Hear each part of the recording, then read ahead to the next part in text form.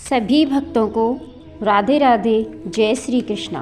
भक्तों, आज हम कार्तिक महात्म के 31वें अध्याय का श्रवण करेंगे, जिसमें भगवान कृष्ण ने धनेश्वर एक ब्राह्मण की कथा का वर्णन किया गया है। भगवान कृष्ण जी बोले, प्राचीन काल में उज्जैन में एक महापापी और दुरात्मा धनेश्वर नामक ब्राह्मण रहता था।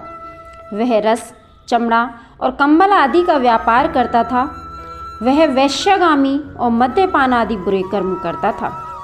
चूँकि वह रात दिन पाप में रत रहता था, इसलिए वह व्यापार में नगर नगर घूमता था। एक दिन महिष्मतीपुरी, जो राजा महिष ने बसाई थी, इसलिए वह राजा के नाम से ही विख्यात थी, नगरी के पास ही पापनाशिनी पुण्यकारिणी भगवती नर्मदा बहती थी। उस नदी के किनारे देश देशांतर से आए यात्री कार्तिक व्रत करने को कुछ दिन के लिए ठहरा करते थे।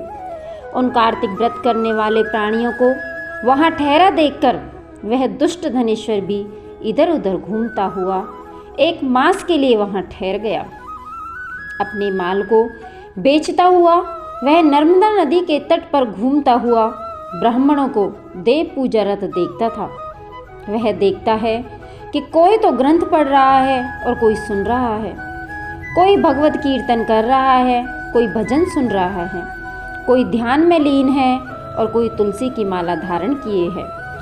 बस इसी तरह वह भगवत भक्तों के बीच में रहा और वैष्णवों के दर्शन करता रहा, उनको स्पर्श करता रहा, उनसे वार्तालाप करता रहा और भगवान विष्णु के नाम स्मरण के पुण्य को अर्जित करता रहा। वह कार्तिक के व्रत की उद्यापन विधि तथा जागरण को भी देखता रहा। उसने पूर्णिमा के व्रत को भी देखा कि व्रती ब्राह्मणों तथा गौओं को भोजन करा रहे हैं, उनको दक्षिणा आदि भी दे रहे हैं। उसने नित्य प्रति भगवान शंकर की प्रसन्नता के लिए होती दीपमाला भी देखी। त्रिपुर नामक राक्षस के तीनों पुर को शंकर जी ने इसी तिथि को जलाया था, इसलिए शिव जी के भक्त इस तिथि को दीप उत्सव मनाते हैं। जो मनुष्य मुझ में और शंकर जी में अंतर मानता है, उसकी सारी क्रियाएं निष्फल हो जाती हैं।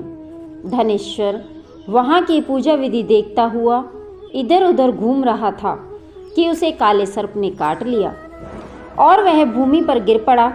उसकी यह दशा देखकर वहाँ के दयालु भक्तों ने उसे चारों ओर घेर लिया और उसके मुंह पर तुलसी दल मिश्रित जल के छींटे देने लगे।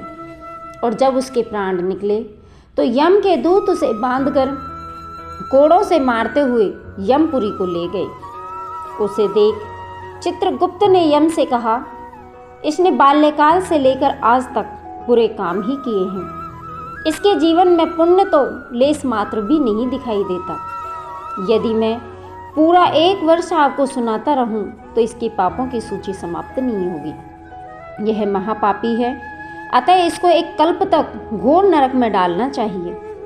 चित्रगुप्त की बात सुनकर यमराज ने बड़े क्रोध में आकर उसे अपना काल नेमी के समान भयंकर रूप दिखाते हुए अपने अनुचरों को आज्ञा देकर कहा, हे प्रेत सेनापतियों, इस दुष्ट को मुगदरों से मारते हुए कुंभीपाक नरक में डाल दो।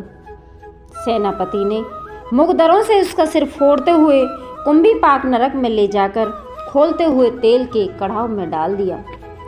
प्रेत सेनापतियों ने ज्यों ही तेल की कढ़ाव में फेंका तो लपलपाती हुई आग अपने आप ठंडी हो गई, जैसे कि प्रहलाद को अग्नि में डालने से वह ठंडी हो गई थी। यह विचित्र घटना देख के प्रेत सेनापतियों ने यमराज के पास जाकर सब हाल कहा। यमराज भी आश्चर्यचकित हो धनेश्वर को अपने पास बुलाकर स्थिति पर विचार करने लगे।